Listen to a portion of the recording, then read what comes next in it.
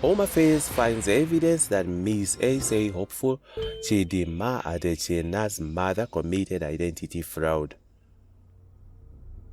Home Affairs said it has uncovered prima facie evidence that Ms. A.C. contestant Chidimma Adetshina's mother might have committed identity theft.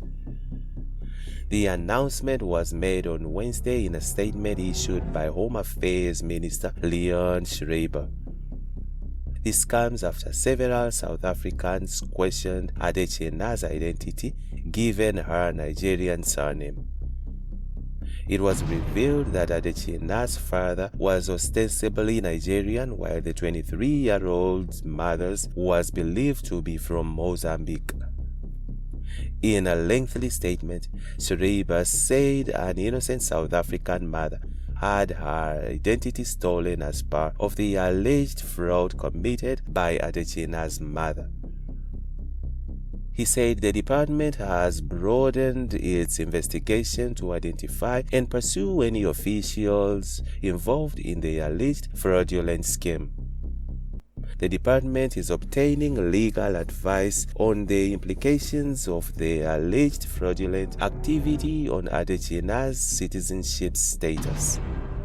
Upon the completion of the investigation, Home Affairs intends to press criminal charges, he said. He said this stems from alleged fraudulent activities committed 23 years ago, which highlights the urgent need for the digital modernization of Home Affairs applications.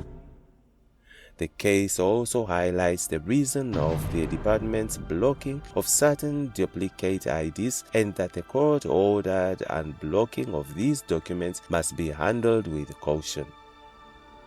Throughout this process, Home Affairs is guided by our commitment to both restoring and upholding the rule of the law as well as all the rights of all parties, Schreiber added. Meanwhile, the Patriotic Alliance PA has also launched an investigation into the matter, saying she was not an SA ambassador. In the meantime, legal experts say Chidimma Adetshina's participation in Ms. A.'s pageant must be suspended. While Ms. A.'s pageant organizers have yet to comment on the latest developments of the title hopeful, Chidimma Adetshina, a legal expert, believes she should pull out of the event. On Wednesday, the Department of Home Affairs revealed that her mother allegedly committed fraud. The DHA said it received a request from pageant organizers to verify the 23-year-old beauty's citizenship. In a statement, DHA Minister Schreiber said an innocent South African mother had her identity stolen as part of the alleged fraud committed by Adetshina's mother. Adetshina could not have participated in the alleged unlawful actions of her mother as she was an infant at the time when the activities took place in 2001, the minister added. She said upon the completion of the investigation, Home Affairs intends to press criminal charges against all implicated parties. Speaking to SABC, MC Radebe and Associates Incorporated Director Mkosi Radebe said the latest developments have a massive impact and called on the DHA to expedite the investigation. He said the law is clear. For a reason to be South African, they need to be born in the country with at least one parent being a South African citizen. Radebe said Adetshina's participation in the pageant must be suspended because she is affected. He said the allegations of fraud have thrown a spanner in the works, and based on the prima facie evidence, in his view, Adetshina is not a South African and should not have been allowed to take part in the pageant. The DHA has asked for patience while it continues with its investigation. In a statement on Monday, the ministry said its earlier update was requested by the Miss ASA Pageant organizers and indicated that a team was investigating. To safeguard the integrity of the process, the department will, however, not be commenting publicly again until we're in a position to announce the final outcome of the inquiry, the department said. The Miss SA 2024 finale is set to take place in Pretoria this weekend. IOL has reached out to Miss SA Pageant organizers for comments. In the meantime, Council of Churches calls for strongest law punishable to be meted out to panga-wielding Pastor Mboro.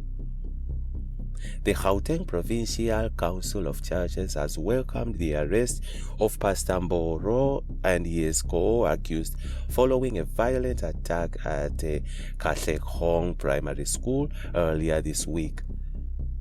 The South African Council of Churches in the Gauteng province regards this incident as a very fortunate and recommends that it must be met with the strongest law punishable as a lesson to curb future incidents.